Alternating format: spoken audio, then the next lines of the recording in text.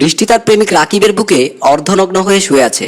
রাকিবও সমান তালে আদর করে যাচ্ছে। বৃষ্টি যেন অজানা সুখে হারিয়ে যাচ্ছে। রাকিব বলল, জান তুমি কি আসলেই বিয়েটা করবে? বৃষ্টি বলল, আরে আমার রাকিব শোনা, আমি যদি বুদ্ধি করে বিয়েটা করি, বিয়ের পর টাকা গহনা সবকিছু তো নেবই, তারপর ওর থেকে সব সম্পত্তি লিখে নেব, তুমি কোনো চিন্তা করো না। রাকিব বলল, তারপর কি করবে? বৃষ্টি বলল, কি করব জানো না, তুমি আর আমি কোথাও গিয়ে সুখের ঘর বাঁধবো।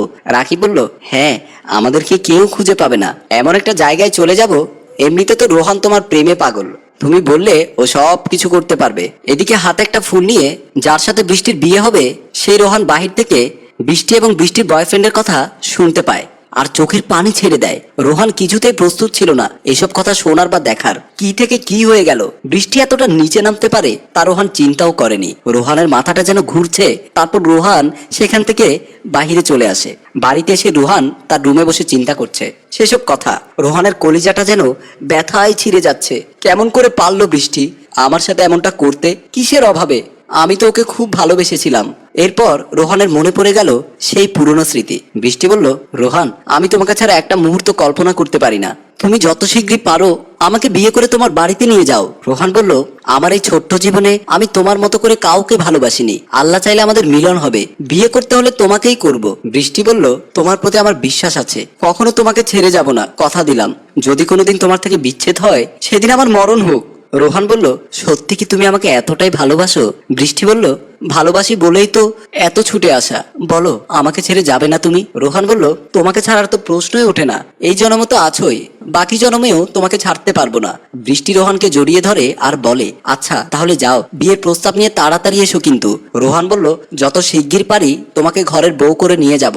আমার মাও তোমাকে লাইক করে, অনেক ভালোবাসে, মা তো চায় তুমি সব সময় আমাদের বাড়িতে যাও। এসব স্মৃতি মনে হলে বুক ফেটে কান্না আসে রোহানের। পরের দিন রোহানের মোবাইলে কল আসে বৃষ্টির। মোবাইলটি হাতে নিয়ে রিসিভ করবে কি করবে না চিন্তা করতে করতে কলটা রিসিভ করে রোহান। বৃষ্টি বলল, হ্যালো রোহান, তুমি কই?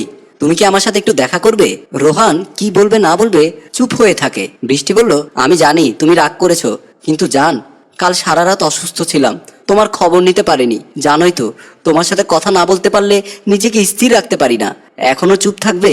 রোহান হা করে বলে, আমার মন ভালো নেই, তুমি বাড়িতে চলে আসো, মা তোমাকে দেখতে চায়। বৃষ্টি বলে, আমি এক্ষুনি আসছি সোনা, এই বলে কলটা রেখে দেয়। রোহানের রুমে আসে তার মা, পাশে বসে বলল, বাবা তোর কি হয়েছে? তোকে ভালো দেখাচ্ছে না, চেহারা মলিন কেন? বৃষ্টির সাথে কোনো সমস্যা হয়েছে? আমাকে বল, আমি ঠিক করে দেব। রোহান বলল, মা আমার এমনিতেই মন খারাপ, কোনো সমস্যা হয়নি। মা বলল, তো ডাক্তার দেখা। রোহান বলল, তেমন সিরিয়াস কোনো কিছু না মা।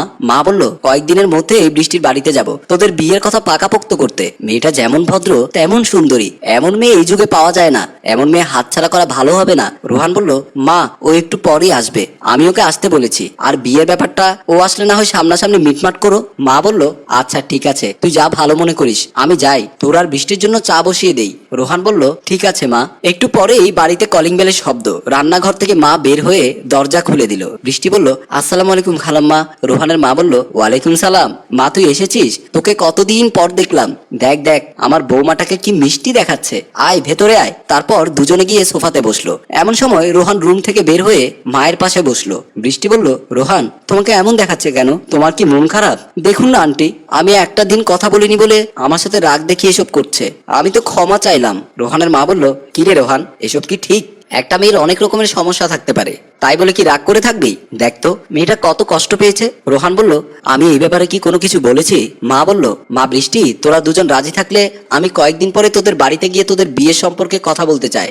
তখনই রোহান বলল, না মা আমি বিয়ে করতে পারবো না। বৃষ্টি বলল, করতে পারবে না মানে? তাহলে আমাদের এতদিনের সম্পর্কের কি হবে?